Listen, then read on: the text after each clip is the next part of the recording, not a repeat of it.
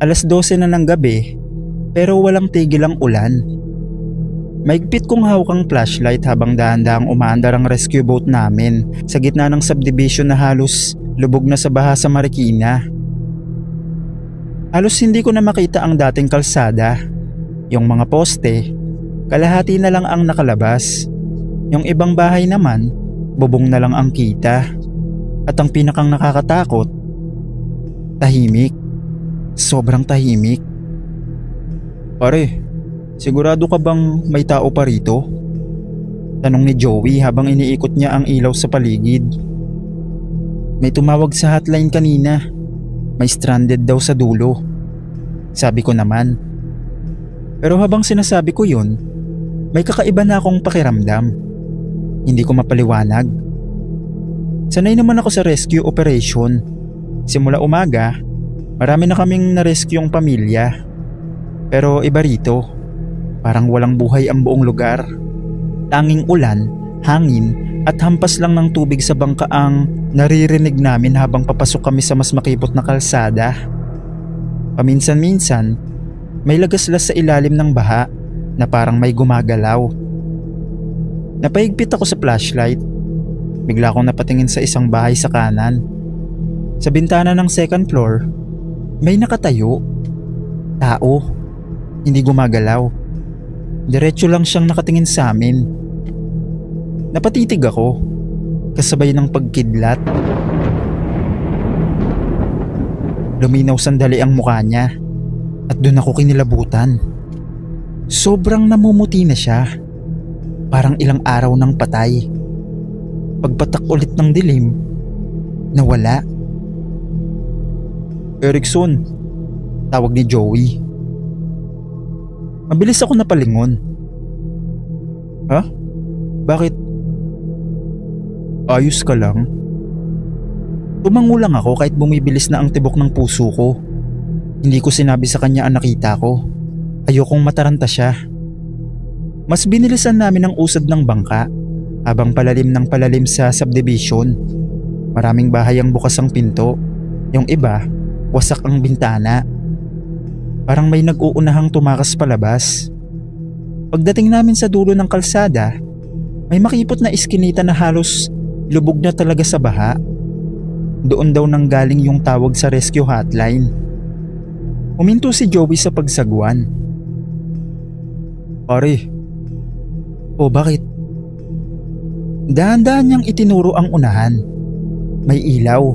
Mahinang ilaw ng kandila mula sa second floor ng isang lumang bahay. At habang nakatitig kami ron, may narinig akong mahina. Tulong.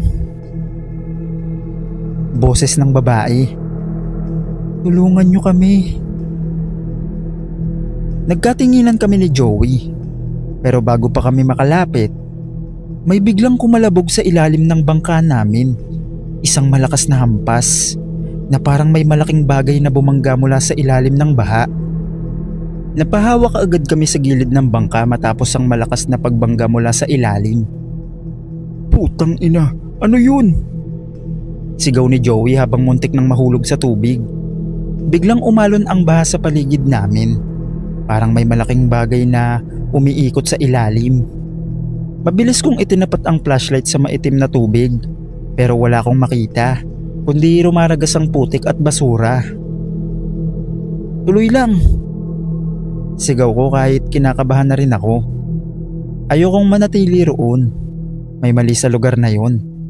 Habang papalapit kami sa bahay na may kandila, lalo kong naririnig ang boses.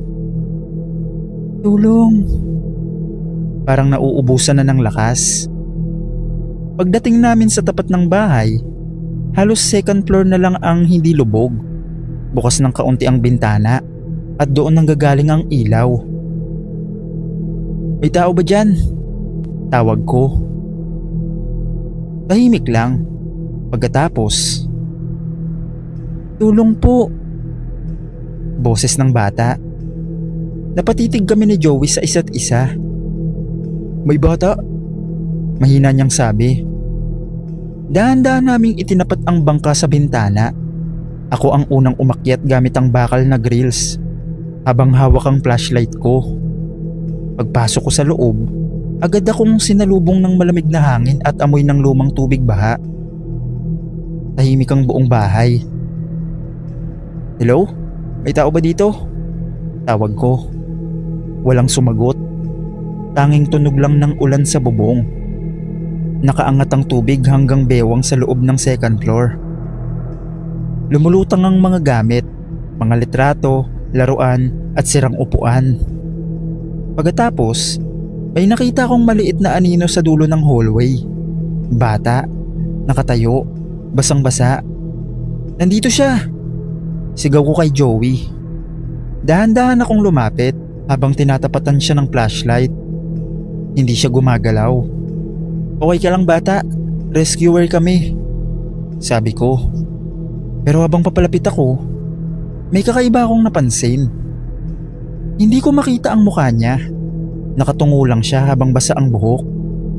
"Nasaan ang pamilya mo?" tanong ko. Unti-unti niyang itinaas ang ulo niya. At doon ako nanlamig. Halos parang wala na siyang dugo. Namumutla ang labi niya.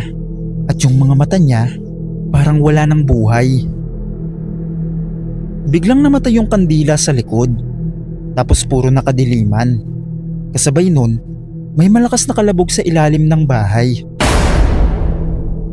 Napatalon ako sa gulat. Sabay biglang umuga ang buong sahig. "Erikson!" sigaw ni Joey mula sa labas. Mabilis kong itinapat ulit ang flashlight sa bata. Pero wala na siya. Nawala. Putang ina. Bulong ko habang umaatras.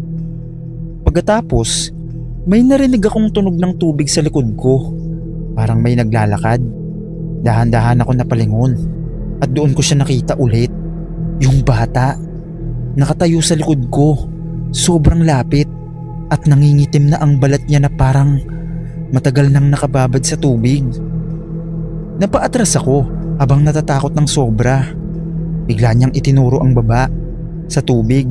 Doon ko tinapat ang flashlight at doon ako tuluyang kinilabutan. May katawan ng bata sa ilalim ng baha sa sala. Lumulutang, namamaga at ang suot niya parehong-parehong damit nung bata na nasa harap ko. Hindi ko na alam ang gagawin ko sa sobrang takot. Nagulat na lang ako na merong umatak sa kamay ko. Paglingon ko, si Joey. At sabi niya, umalis na raw kami kasi wala naman daw tao doon at tumataas na talaga ang tubig. Tumakbo kami palabas at sumakay ulit sa bangka. Pagsakay namin, bumalik na kami. Nakabalik naman kami ng ligtas. At matapos yun, pagdating ng kinabukasan, umuwi ako sa amin at hindi na ako ulit sumama sa mga sumunod pang rescue.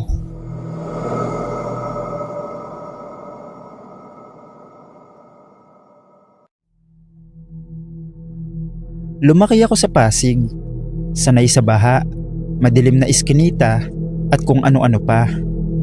Hanggang sa may nangyari sa akin noong 2023. Ako nga pala si Jeff. Galing akong Ortigas noon. Graveyard shift ako sa isang maliit na office, kaya alas 12 na ako nakakauwi.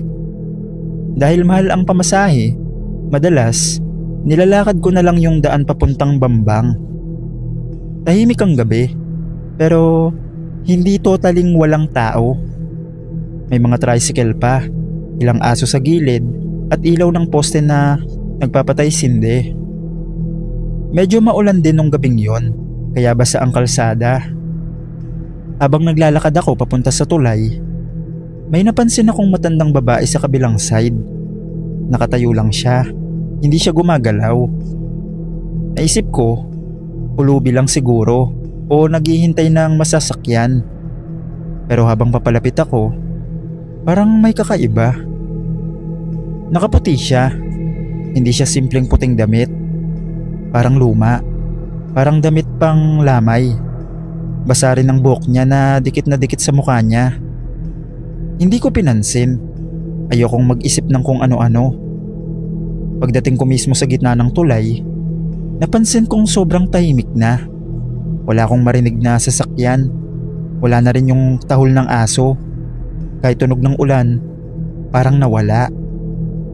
Tapos may naamoy ako. Amoy na nabubulok dun sa may ilog. Halo pa yun ng amoy na parang basang kahoy at lumang damit na naiwan sa baha. Doon na ako medyo kinabahan. Paglingon ko sa likod, wala na yung matandang babae. Bigla ako nakahinga ng maluwag. Akala ko kung ano na, siguro umalis na. Pero maya-maya, may narinig akong yapak. Mabagal, basa ang tunog, parang paa na galing sa tubig. Palapit yun. Hindi ako lumingon agad.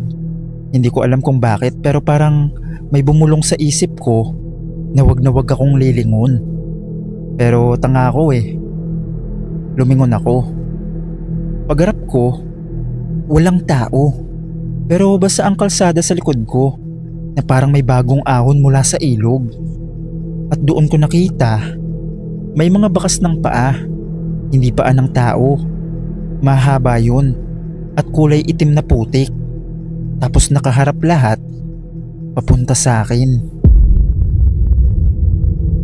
Napatigil ako. Hindi ako makagalaw. Tapos biglang may bumulong sa tabi mismo ng tenga ko. May isa pa sa baba. Nanigas ang buong katawan ko. Dahan-dahan akong napatingin sa gilid ng tulay at sa ilalim ng maitim na tubig ng ilog. May muka. Nakalutang at nakangiti.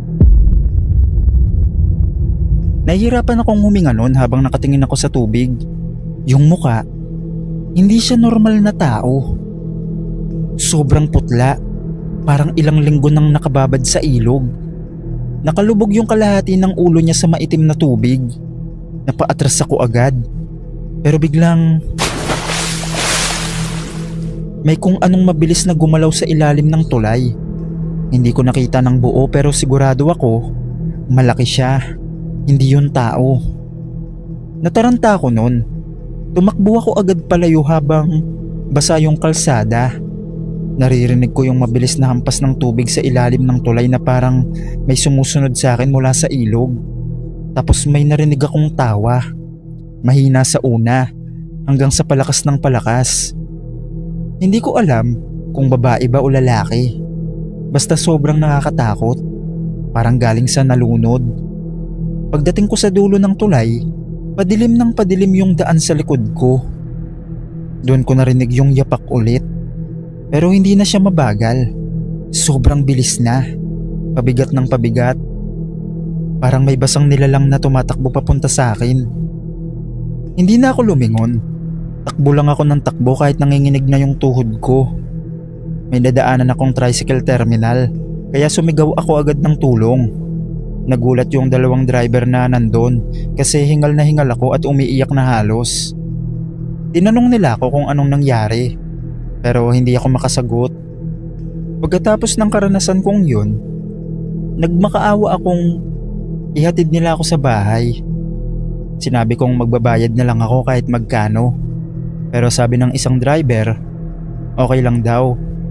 Ihahatid niya daw ako ng libre dahil alam niyang takot na ako.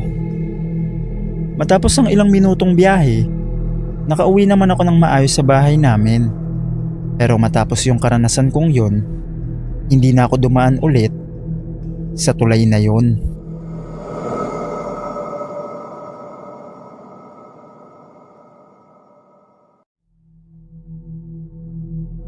Hello po sa lahat.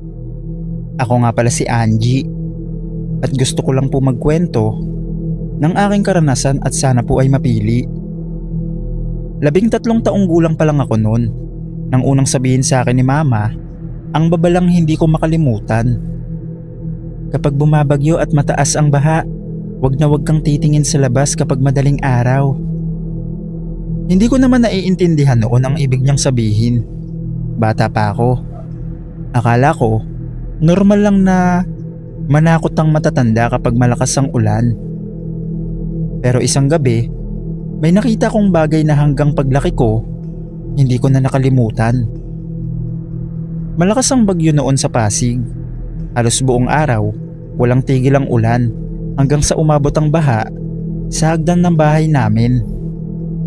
Brown out na rin, kaya kandila lang ang ilaw sa sala habang humahampas ang hangin sa bubong. Madaling araw na nang magising ako. Tahimik ang bahay. Naririnig ko lang ang ulan at lagaslas ng baha sa labas. Pagkatapos, may narinig ako. Yabag, mga yabag. Parang maraming taong naglalakad sa tubig. Dahan-dahan, tapos sabay-sabay. Kahit 13 taong gulang pa lang ako noon, malinaw na malinaw pa rin sa isip ko yung tunog na yun.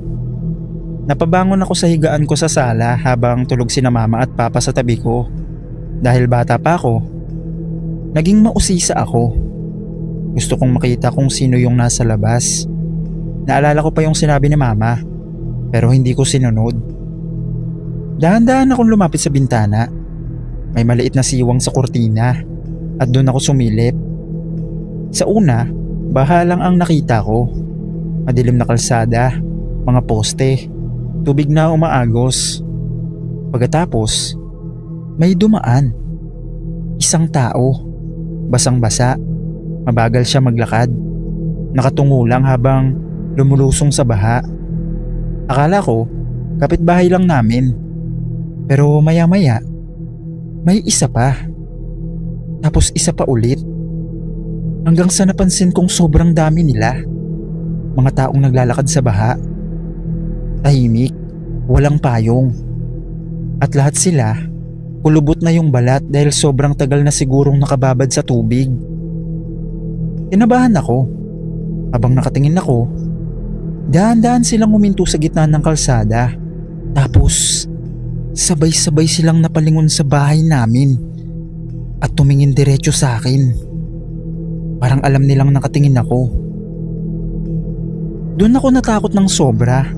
Yung iba sa kanila, may putik pa sa muka. Yung iba, parang namamaga sa tubig. May isang babae pa na kalahati lang ng katawan ang nakalutang sa baha habang nakatingin sa bintana namin. Pagkatapos, may isang matandang lalaki na unti-unting ngumiti. Tapos biglang may kumatok. Mula mismo sa bintana. Napasigaw ako ng malakas. Mabilis akong tumakbo kina mama at papa habang umiiyak.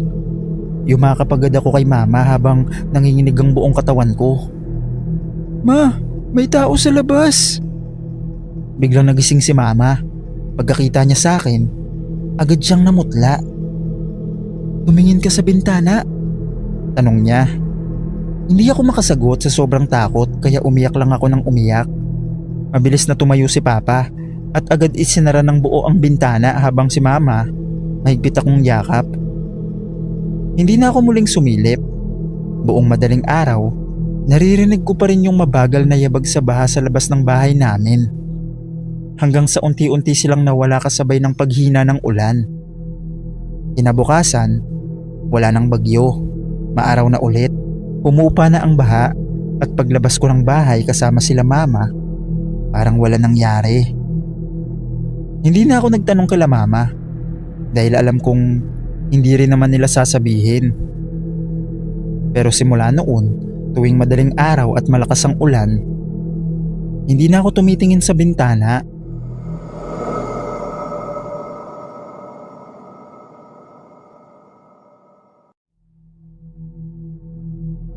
Taong 2011 nang mangyari to. 18 taong gulang pa lang ako noon at nakatira kami malapit sa Pasig River.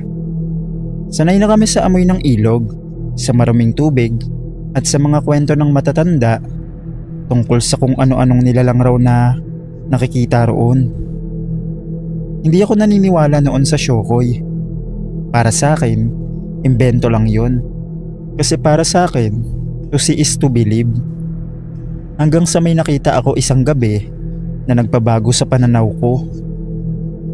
Tag-ulan nun, halos buong linggo umuulan, kaya mataas ang tubig sa ilog.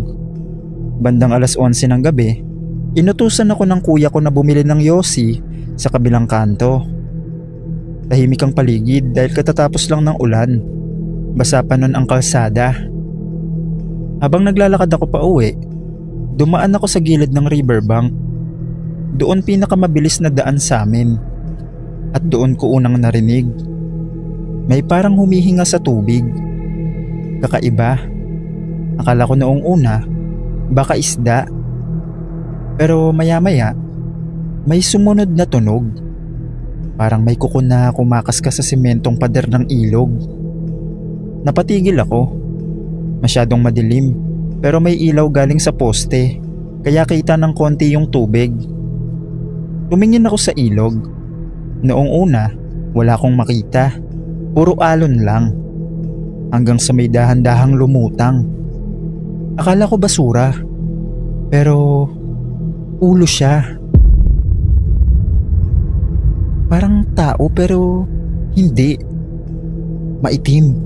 Berde yung balat niya at makintab na parang basang palaka.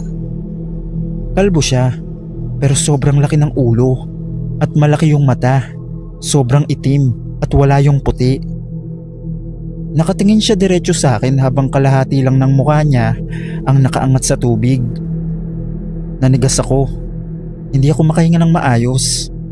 Tapos umahon pa siya ng konti. Tapos ngumiti. Doon ko nakita yung ngipin niya. Sobrang haba at matutulis. Parang sa isda. Biglang may tumalsik na tubig sa gilid ko. Napalingon ako.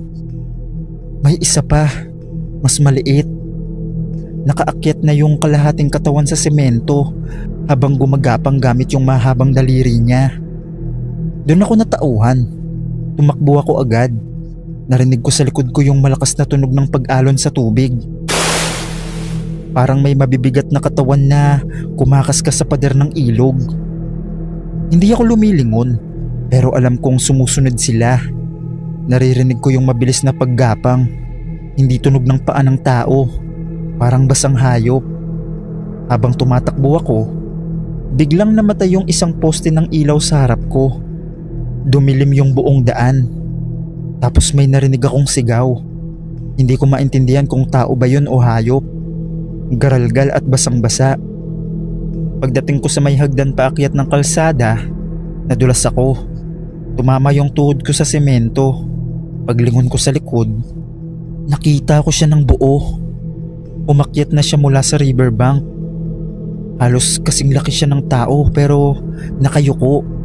Sobrang payat ng katawan niya at kita ko yung buto sa balat niyang basa at maitim. At sobrang hahaba ng braso niya. At yung mga mata niya, hindi kumukurap. Nakatitig lang siya sa akin. Tapos bumuka yung bibig niya. Hindi yun normal. Yung pagbuka nun, abot hanggang tenga. At may tumulong tubig ilog at putik sa buong bibig niya. Gumapang siya papunta sa akin ng sobrang bilis. Doon ako sumigaw. Tumayo ako kahit masakit yung tuhod ko at tumakbo ng buong lakas. Hanggang makalabas ako sa main road. May dalawang lalaki roon na nagiinuman, kaya humingi agad ako ng tulong. Pagtingin nila sa likod ko, wala namang sumusunod. Akala nila lasing din ako o napapraning. Pero hindi ko makalimutan yung sinabi ng isa matapos niyang sumilip sa ilog. Pare, may gumagalaw sa tubig. Pag uwi ko, nilagnat ako ng 2 araw. Akala ng nanay ko, napagod lang ako o nabasa ng ulan. Hindi ko sinabi kahit kanino yung totoong nakita ko. Pero simula noon, may napansin ako. Tuwing madaling araw, lalo na kapag malakas ang ulan, may naririnig akong tunog ng kuko sa labas ng bahay. Parang may kumakaskas doon. At minsan pagising ko sa umaga, may amoy ilog sa bintana namin at basang bakas ng kamay. Pero pag sinisilip ko, wala naman. Sa ngayon naman Sir Dave, wala na ako sa Pasig. Pero ayun yung karanasan ko sa buhay ko na kahit tumanda ko, hindi ko makakalimutan.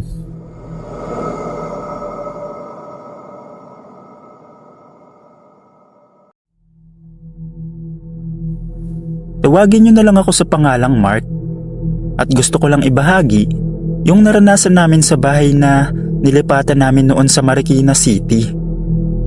Nang panahong yun, Gipit kami sa pera. Kakapanganak lang ng asawa ko sa panganay namin at kailangan namin ng mas murang mauupahan. May nag-recommend sa amin na kaibigan. Isang paupahang bahay sa isang tahimik na iskinita.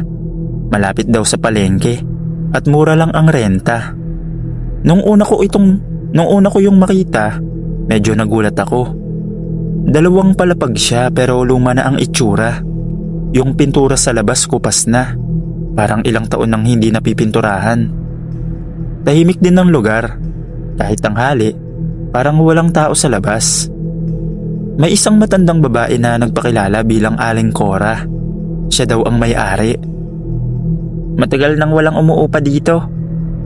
Pero maayos pa naman. Kailangan lang linisin. Sabi niya habang binubuksan ang gate. Pagpasok namin sa loob, naamoy ko agad yung amoy ng lumang bahay. Sa sala, may isang lumang electric pan na naiwan ng dating umuupa. Sa kusina naman, may cabinet na medyo sira na ang pinto. Pero ang pinakang napansin ko ay yung hagdan papuntang second floor. Luma siyang kahoy at tumutunog kapag tinatapakan. Tinirahan ng pamilya yan dati, pero lumipat sila sa probinsya, sabi ni Aling Cora. Hindi ko na masyadong inusisa. Sa isip ko noon, swerte na kami kasi mura ang renta. Pagdating ng gabi, lumipat kami agad. Konti lang gamit namin. Kama, electric fan, maliit na TV, at ilang kahon ng damit. Tahimik ang iskinita. Bandang 12:00 ng gabi, nagising ako. May narinig kasi akong tunog sa hagdan. Parang may dahan-dahang umaakyat. Akala ko noong una, asawa ko lang. Pero paglingon ko sa tabi ko, mahimbing siyang natutulog kasama ang baby namin. Huminto ang tunog. Naisip ko, baka pusa lang sa labas. Pero maya-maya, may kumatok.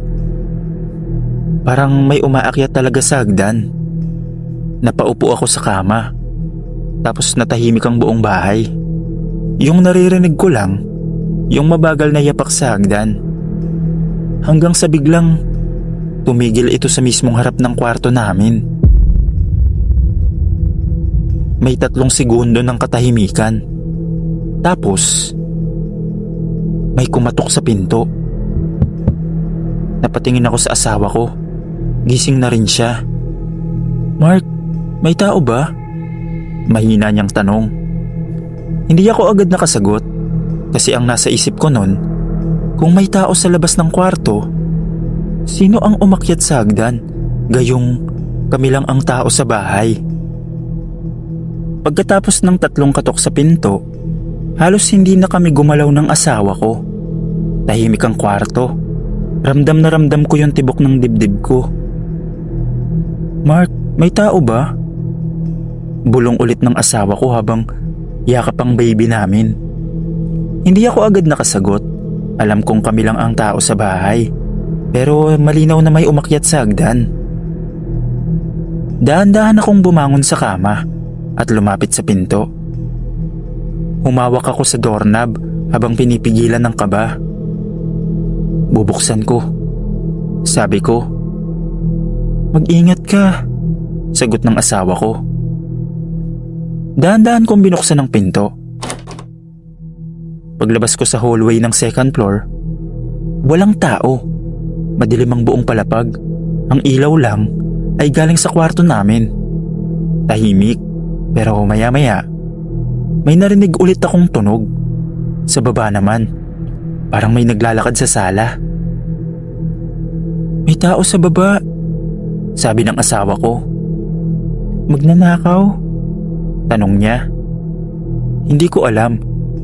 Kinuha ko ang walis tambo na nasa gilid ng pinto at dahan-dahang lumakad papunta sa hagdan. Habang pababa ako, tumutunog ang kahoy na hagdan sa bawat yapak ko. Pagdating ko sa baba, agad akong tumingin sa sala. Pero walang tao. Doon ako kinilabutan. Yung electric pan na nasa mesa, umiikot mag-isa. Hindi namin yun binuksan. Dahan-dahan akong lumapit.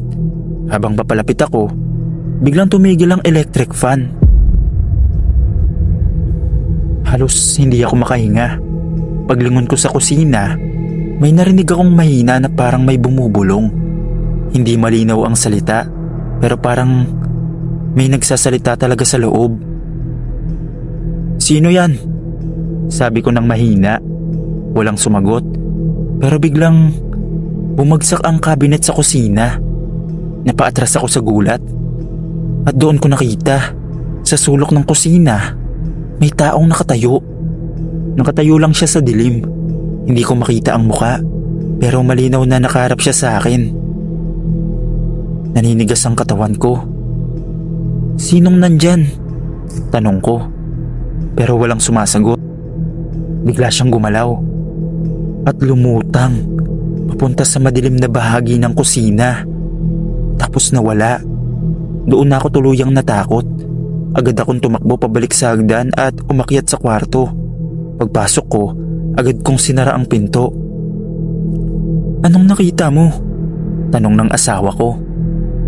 "Nakita ko, may tao sa kusina." "Magnanakaw?" Umiling ako. Hindi ko alam kung tao. Hindi na kami nakatulog buong gabi. Kinabukasan, kinausap ko si Aling Cora. Tinanong ko siya kung may nangyari ba sa bahay dati. Una, ayaw niyang magsalita, pero pagkalipas ng ilang sandali, sinabi niya rin ang totoo. May dating pamilya daw na umupa doon. Isang lalaki, asawa niya, at anak nila. Pero isang gabi, nagkaroon ng malaking away ang mag-asawa. At sa mga kapitbahay, may narinig silang sigawan sa loob ng bahay. Kinabukasan, natagpuan daw ang lalaki sa kusina. Patay. Simula nun, wala nang umuupa sa bahay. May mga nagsasabing may naririnig daw silang yabag sa hagdan at mga katok sa pinto sa gabi. Pagkatapos kong marinig yun, hindi na kami nagdalawang isip. Sa loob ng isang linggo, umalis kami sa bahay na yon sa Marikina.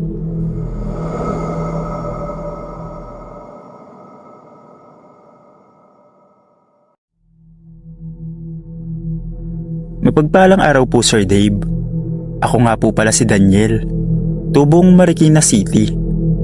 Lumaki ako malapit sa Tumana River, kaya sanay na akong magpunta doon, lalo na kapag gabi. Marami sa amin na taga ron, tumatambay sa gilid ng ilog. Minsan nagiinuman, minsan nagkukwentuhan lang.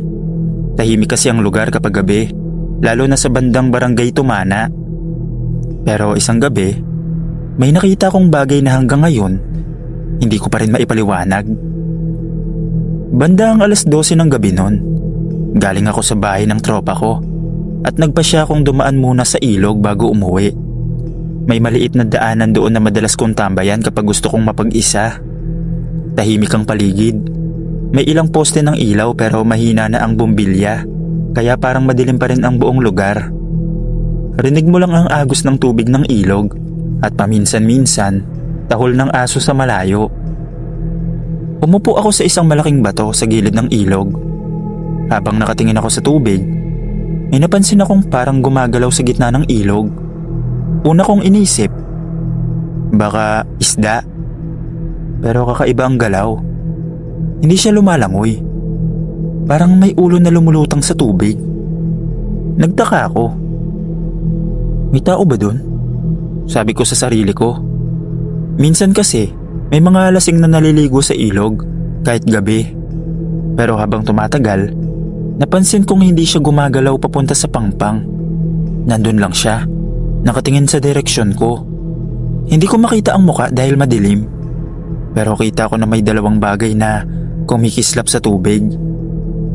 Parang mga mata na tinatamaan ng ilaw ng poste. Doon na ako kinalabutan. Dahil unti-unti, umaangat ang ulo mula sa tubig. Hindi siya mukhang tao. Parang mas mahaba ang leeg. At ang ulo niya, parang kalbo at makinis. Hayop lang siguro yan. Bulong ko sa sarili ko. Pero maya-maya, lumabas ang dalawang kamay mula sa tubig. Mahaba ang daliri. Parang may lamad sa pagitan, parang paa ng palaka. Doon ko unang naisip ang bagay na ayaw kong isipin. Yung mga kwento ng matatanda noon tungkol sa syokoy na umano'y nakikita sa mga ilog. Napaatras ako ng konti sa kinauupuan ko. Pero hindi ako makaalis sa pagkakatitig dahil habang nakatingin ako sa nilalang, unti-unti itong lumapit sa pangpang. Hindi siya lumalangoy, parang gumagapang sa ilalim ng tubig papunta sa direksyon ko.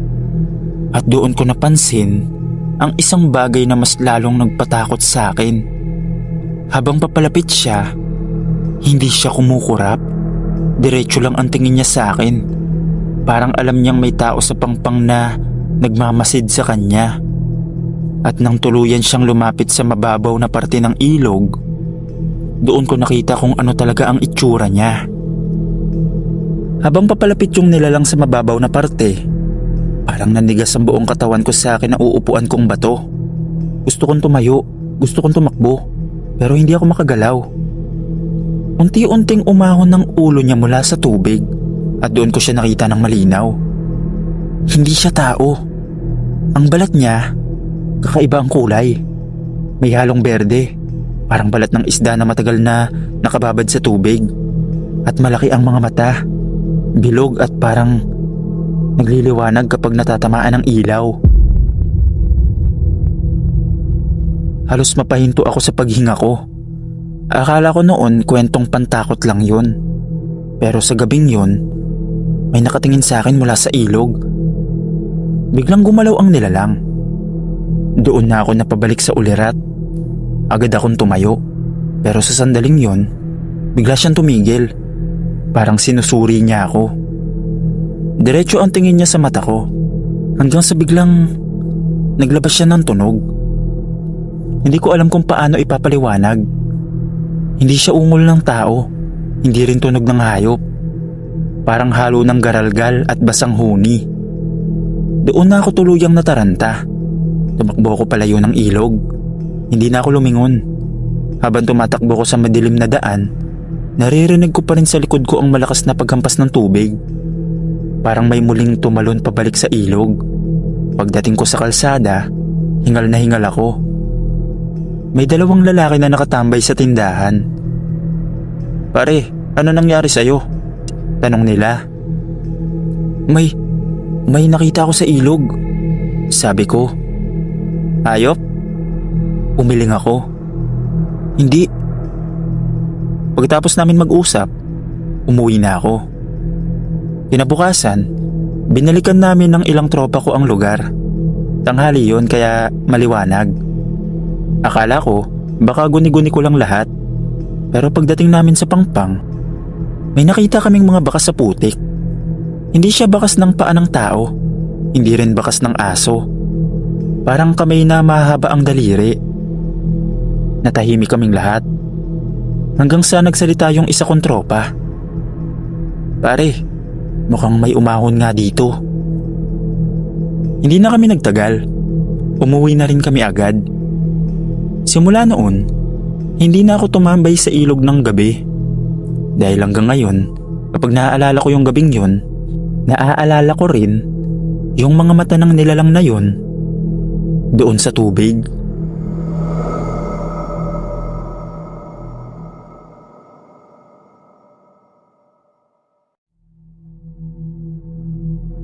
Ako si Jerome, isang delivery rider.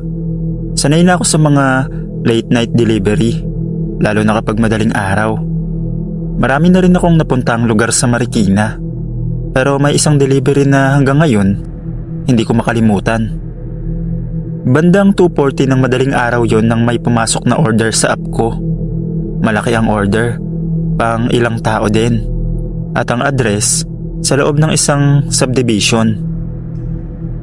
Tinanggap ko agad dahil malapit lang. Tahimik na ang kalsada habang papunta ako doon. Halos wala ng sasakyan. At ang ilaw lang ay galing sa mga poste sa gilid ng daan. Pagdating ko sa gate ng subdivision, may guard pa naman. "Delivery po," sabi ko habang pinapakita ko ang order sa phone. Tinignan niya lang sandali at tumango. Diretso lang, pangatlong kanto, kaliwa. Pumasok ako sa loob. Tahimik ang buong subdivision. Halos lahat ng bahay ay patay na ang ilaw at iilan lang ang may bukas na ilaw sa labas. Habang dahan-dahan akong nagmamaneho ng motor, napansin ko kung gaano katahimik ang paligid. Rinig mo lang ang makina ng motor at ang mahihinang tunog ng kuliglig sa daan. Pagdating ko sa pangalawang kanto, may napansin akong tao sa malayo. Isang babae. Naglalakad siya sa gitna ng kalsada. Nakamahabang itim na damit siya, parang lumang bestida. At sa kamay niya ay may hawak na kandila na may sindi. Napakunot ang noo ko. Sino naman naglalakad ng ganyang oras na may kandila? Bulong ko sa sarili ko. Habang papalapit ako, napansin kong dahan-dahan lang ang lakad niya. Hindi siya nagmamadali. Yung apoy ng kandila ay gumagalaw sa hangin habang naglalakad siya. Pero may kakaiba. Habang papalapit ako, hindi siya lumilingon. Diretso lang ang lakad niya sa gitna ng kalsada. Mga 10 metro na lang ang layo ko nang bigla siyang huminto. Huminto rin ako sandali. Akala ko lilingon siya, pero hindi. Pagkatapos ng ilang segundo, pumasok siya sa pagitan ng dalawang bahay sa gilid ng kalsada. Medyo nagtaka ako. Kasi nung tinignan ko yung mapa sa phone ko, wala namang daanan doon.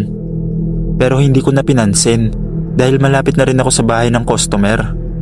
Pagdating ko sa bahay, nag-doorbell ako. May lalaking lumabas.